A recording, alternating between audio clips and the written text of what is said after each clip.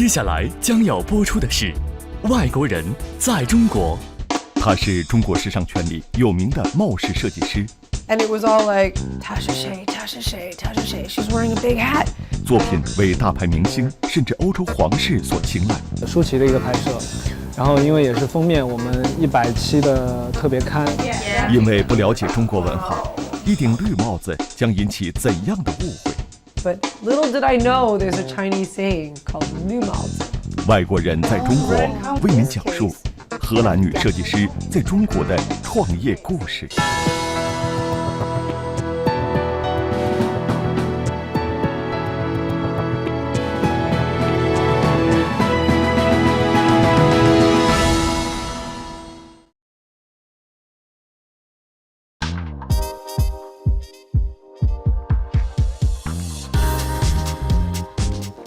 我们刚刚看的短片中，所有人佩戴的帽饰设计都是出自一个人之手。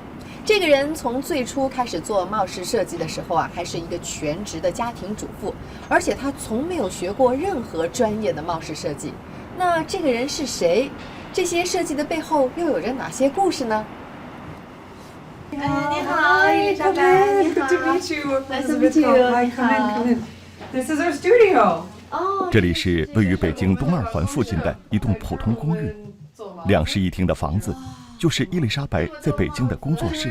身材不很多，身材很少。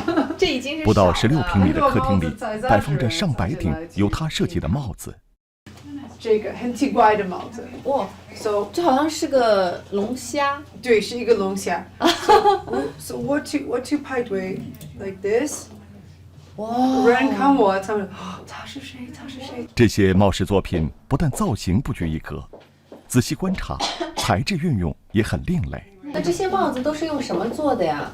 比如这个这个你猜？木头。对，木头。这是什么？这是纸，这是纸。这个是面对这些样式繁多的帽饰作品，主持人来了兴致，想以自己为模特，请伊丽莎白帮忙搭配几顶帽子。好看 ，beautiful。OK, silver and black。银色和黑色。对，银色和黑色。I'm thinking of this one actually, because this is great. I think this would be the nicest one with this outfit. 觉得这个是最 I think this is nice. 一起来看看效果。怎么样？搭配前后看起来感觉是不是有些不同呢？我们在搭配帽饰的时候，应该注意几个方面，才能达到比较好的效果呢？ When I'm making a hat for a client, there's a lot of things I like to know. For example, what's the occasion that she needs the hat for? What is she going to wear? What color is it? I look at their body shape, height, and we put all these things into consideration before we come up with a hat. And then I give options and 有红色在这儿。就是搭配这个围巾上面的颜色。说起帽饰搭配，伊丽莎白颇有一套，而她的这套理论也在不少影视作品中得到认可。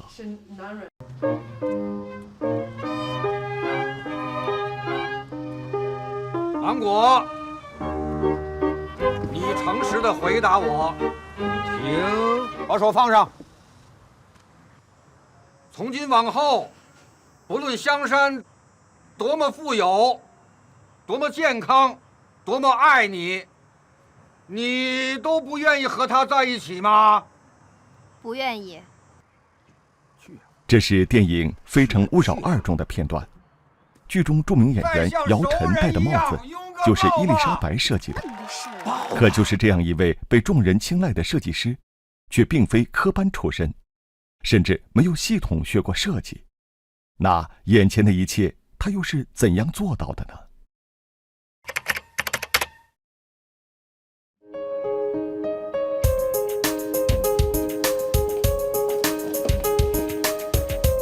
今天对伊丽莎白来说是个重要的日子，她提前结束了手头的工作，在工作室精心打扮起来。一会儿，她要去参加一个重要的活动。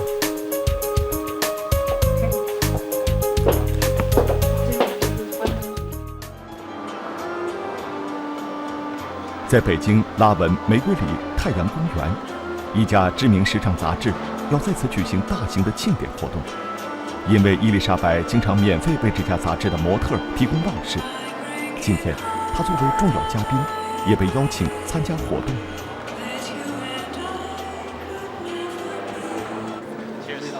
不错哈，喜欢就好。新娘的婚纱盛典，欢迎。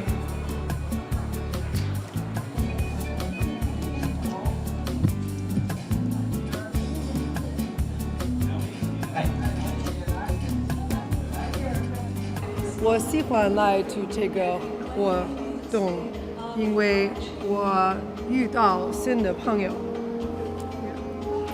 他们看我的帽子，他们说哦，我认识他，他是帽子设计师。作为中国时尚圈知名的帽饰设计师，伊丽莎白如今也称得上是京城的时尚达人。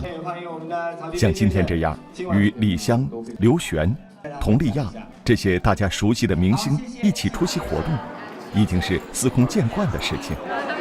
而她每一次的出现，总会引起时尚圈专业人士的关注。我觉得他是一个非常优秀的帽饰设计师，从他的很多帽饰作品中，我们能看到倾注了他对这种帽饰美学的这种他独到的一些见解。然后呢，尤其像他的这个作品多次登上了一些国内一线大刊的封面啊，内页的明星大片啊，就能足以看出来，就是说时尚圈对他的一个认可。别看伊丽莎白如今在时尚圈小有名气，但是2007年来北京之前，她却还仅仅只是一位帽饰爱好者，从事着与设计毫无关联的工作。2007年，因为丈夫工作的变动，伊丽莎白一家从西班牙来到中国。到中国后，丈夫有稳定的工作，可她能做什么呢？伊丽莎白想到了自己一直埋在心底的愿望。怎么会想到中国来创业的？ What I just answered before, I didn't put the two together. I didn't think, oh, they're not fashionable, they're not going to be looking for hats. I just thought I'm going to make hats and see what happens. 或许是因为骨子里的欧洲血统，伊丽莎白从小就对各式各样的帽子情有独钟。成为帽饰设计师是她学生时代的梦想。然而，大学毕业后，她顺从专业做起了理财师。如今来到中国，语言不通，找工作成了障碍。望着街上形形色色的时尚男女，她再一次燃起了做帽饰设计师的愿望。I was expecting everyone here walking around in a Mao suit. That's pretty bad because when I did come here and my first impressions were so amazing, I thought, wow, there's fancy cars and people with permed hair and pink hair and mini skirts and high heels and glitter sparkle outfits. And I really thought, 在欧洲国家很多重要的场合，人们都有佩戴帽饰的传统。这些夸张的帽子不仅是为吸引别人的眼球，更重要的也是一种文化体现。100年以前，欧洲名媛都通过戴帽子来展示自己的身份。2011年，英国皇室威廉王子的大婚，俨然就是帽子展销会。每年一度的英国皇家赛马会，更是一场帽饰时尚秀。in the West, you should wear a hat to a wedding, especially in England. I mean, you probably saw the wedding of Prince William with Catherine Middleton, and there was not a single person who was not wearing a hat at that wedding. I mean, come on, you wouldn't do that. But that's a royal wedding. All royal weddings, you wear hats. And it doesn't have to be a royal wedding. If you ask me, you should wear a hat no matter which wedding you go to in all of Europe. 基于对欧洲人重视帽子的了解，初来中国的伊丽莎白很看好这里的帽饰市场。她发现，中国人时尚热爱美，但佩戴帽饰的人却不多，这让她觉得有迹可循。帽饰对你来说意味着什么？ The hat is the cherry on the icing on the cake. Because there's an expression in English that the finishing touch is the icing on the cake. But not to me. I've added something to this expression and I've made it the cherry on the icing on the cake, which is the real finishing touch. 为了做好帽子，伊丽莎白还有意识地到英国帽饰学校学习了3个月做帽子的基础知识。就这样，2007年，在北京东二环的一间地下室，伊丽莎白的帽饰工作室正式开业了。为什么选择地下室为你的工作室呢？ I was so close to home. I was an elevator ride away from the kids. I went home and I had lunch, and then I would come back to work again. And the rent was not so high. 当时的情形是怎么样的？ No windows. It did have heating, but not a lot.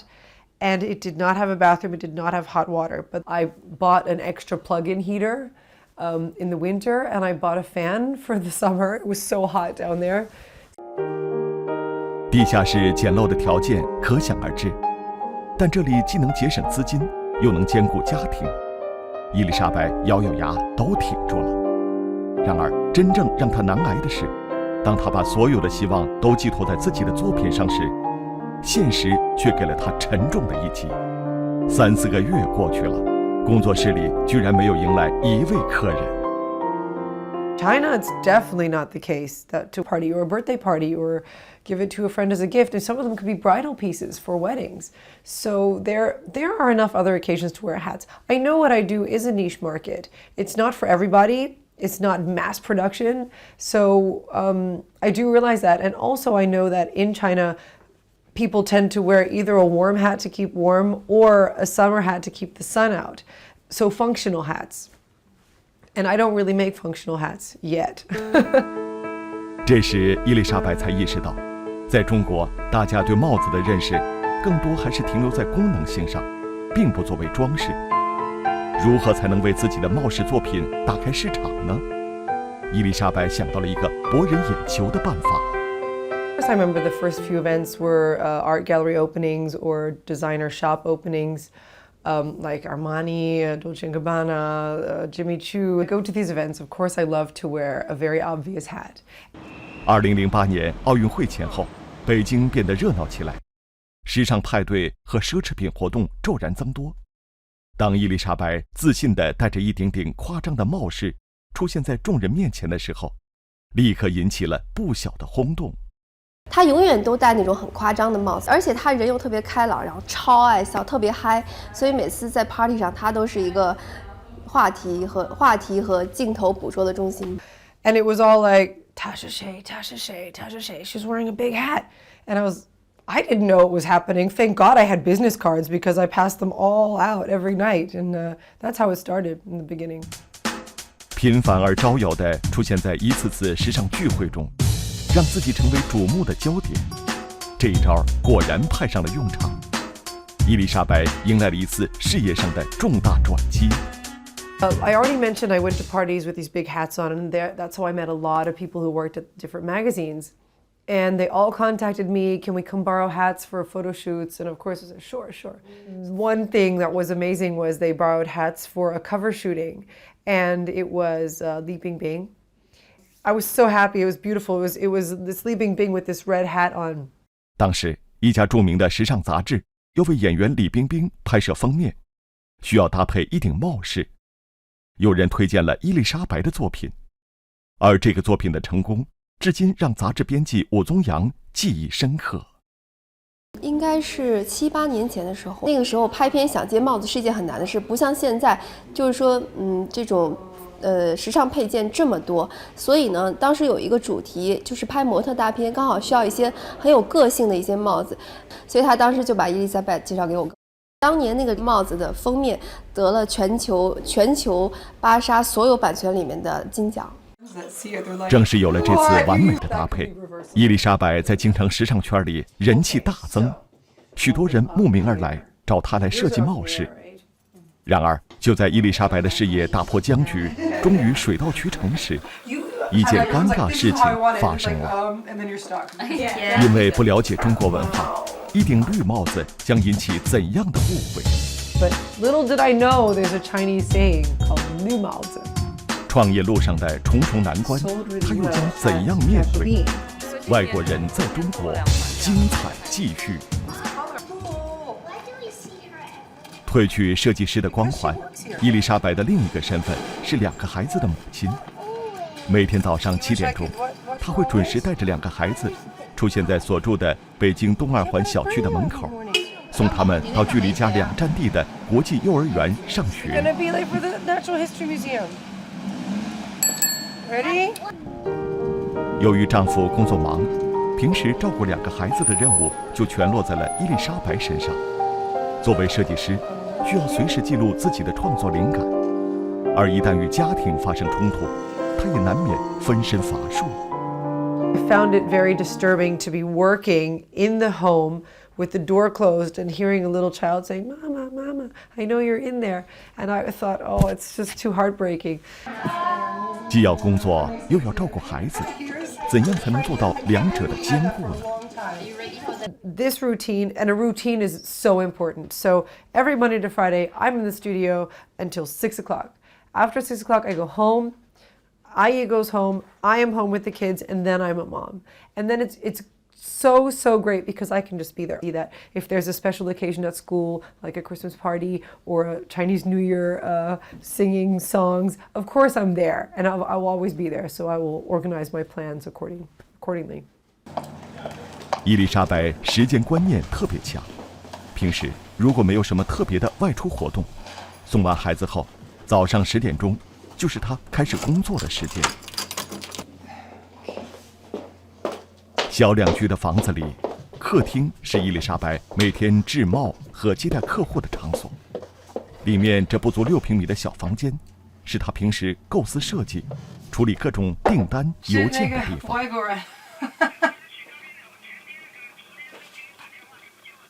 哦，对不起，我看过，我觉得是你，那个打点好了。哦 ，OK， 我今天来。相比起最初创业的地下室，现在的办公环境虽然简单，但伊丽莎白已经很满足了。今天除了要打理一些日常的琐事，伊丽莎白还要赶制一顶帽子。一会儿完工后，她要送到店里去出售。将多余的毛毡剪掉，再用缎带缝边，最后配上用来完成装饰的蝴蝶结，一顶崭新的帽子就这样诞生了。其实，真正完成一顶帽子的制作，远没有看起来那么简单，背后的工序非常繁琐讲究。做一顶帽子到底需要多少道工序呢？ So how I make a hat in the traditional way is it starts with the felt. So you take a felt cone or felt hood and you choose your mold. That's the shape that it's going to be. Now the felt goes in the hot water, you pull it over the mold, you pin it in, and then you wait about 3 days for it to dry. Now once it's dry, you cut off the excess, take it off the mold, and then it's a beautiful hat already in that shape, but of course it's fun to decorate it. Now decoration comes last. You line it with ribbon, special hat ribbon, and depending on the hat, I might add an elastic or not to put around the back of the head. Add the label, and you're all set. Then it is officially a complete hat. And then the next part is decoration, and then you can let your creativity go wild. I mean, think of feathers, flowers, lace, veil, bits of anything, brooches, more cinema decorations, felt decorations. Endless possibilities. So once it's decorated, you're done. You're all set. 现在，伊丽莎白帽饰的销售渠道除了私人定制，还在网上和北京、上海等地的一些实体店里销售。一会儿她收拾完毕，就要和助理到北京的一家实体店。北京三里屯是国内外时尚人士经常光顾的地方，伊丽莎白要去的店铺就在这里。这家店铺出售的伊丽莎白的帽饰，价格在550至上千元不等。客户多是演艺界明星和一些时尚人士。选择出售伊丽莎白的产品，完全来自于合作店铺老板对伊丽莎白产品的认可。他有给我的产品的同时，他那时候已经在好多中国时尚杂志做一些就是好多明星带他的头饰嘛，拍的片子。后来我就觉得他的东西确实还可以，还不错的，对，而且在中国这边坚持手工做，对，所以说后来就是联系了以后，我们就一直在这么合作。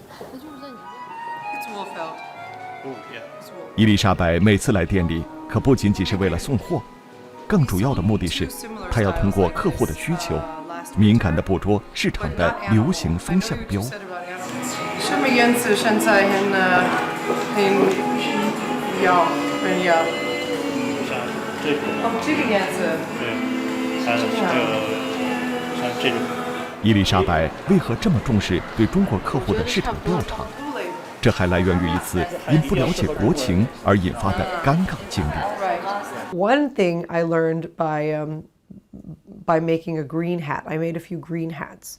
Now, any foreigner would not understand why on earth there would be an issue with a green hat. But little did I know there's a Chinese saying called 绿帽子. Of course, I've done some research on the 绿帽子. 在伊丽莎白的工作室里，至今还摆放着这顶她刚来中国时做的绿色帽子。创作之初，伊丽莎白对这个设计非常满意。但奇怪的是，无论她怎样推销，这顶帽子始终无人问津。最后，一位合作伙伴给出让他诧异的答案。He told me, "Do you know about green hats in China?" And I said no, and then he told me the story. But he was quite strict, and he was the first one who ever told me about it. So I took his advice, thinking that everyone in China was that strict about 绿帽子.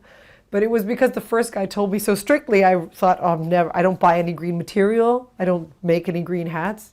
It's over. 正是因为绿帽子引起的笑话，让伊丽莎白意识到作品设计与本土融合的重要性。看来今晚这会议非同小可呀！看不见特务处王处长来了吗？老王，半小时以后会议室见。回什么房啊？开完会就回去，什么都没带啊。电影《风声》中，女主角周迅和李冰冰所佩戴的帽饰，就是由伊丽莎白设计的。为了设计好这两款帽饰，伊丽莎白没少下功夫。I was actually pregnant at the time, and my needle and thread set, and I was in the basement of some god-awful hotel, and it was full of people, and I was the only foreigner, and nobody spoke English, basically. So I was there fixing this hat. I had no idea who she was. 为了达到理想的效果，伊丽莎白尽量在设计上满足剧组的要求。So I made two hats for Zhou Xun and Li Bingbing for the message function. And of course they gave me a brief because the hats had to match the scene of the movie. The movie took place in the 1940s. 斟酌许久，伊丽莎白考虑到影片调子很灰暗，同时还有剧中人物的年代、个性、命运。于是，一顶略显保守、色调朴素、带着上世纪30-40年代流行的渔网纱的帽子出现在风声之中。什么地方啊？一塌糊涂。But now then the movie came out and I saw the images and they're beautiful, they're amazing. But I never previously thought I'm going to be a hat maker. My hats are going to be in big blockbuster movies. No, of course not. How could anyone know that?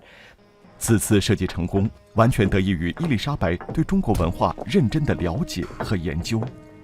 现在，除了定制，在网上和实体店销售外，为扩大销售渠道，伊丽莎白还定期在家举行特卖会，出售自己的产品。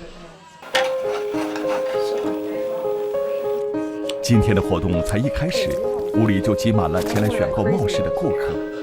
他们大多是伊丽莎白在各种场合认识的朋友，或者是通过大家口口相传介绍来的顾客。伊丽莎白也不时在大家挑选时给一些中肯的建议。去一下晚会。OK， 对，你不太高，所以没问题。我觉得不太大的帽子，你还没试。Okay.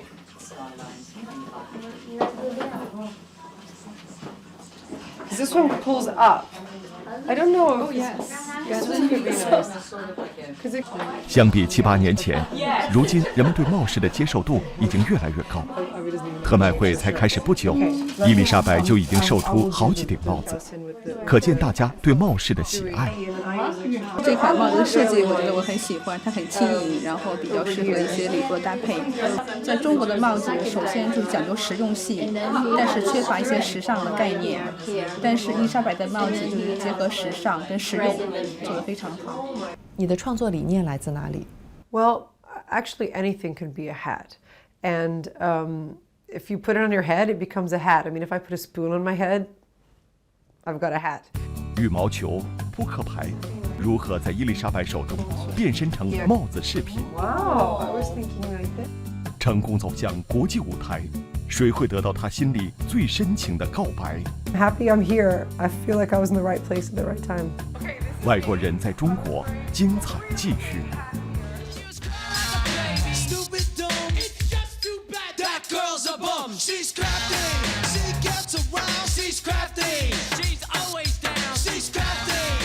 了解到伊丽莎白有个特长，就是各种材料她都能变身为帽饰。今天我们决定来出个小难题，考考她。好多这也都是做那个帽饰用的吗？可以，这扑克牌。对，我可以试一下。面对眼前的扑克牌，伊丽莎白真的能成功把它变成帽饰吗？很期待做出来的成品会是什么样呢？这是在摆造型吗？纸牌叠起来会是什么用途呢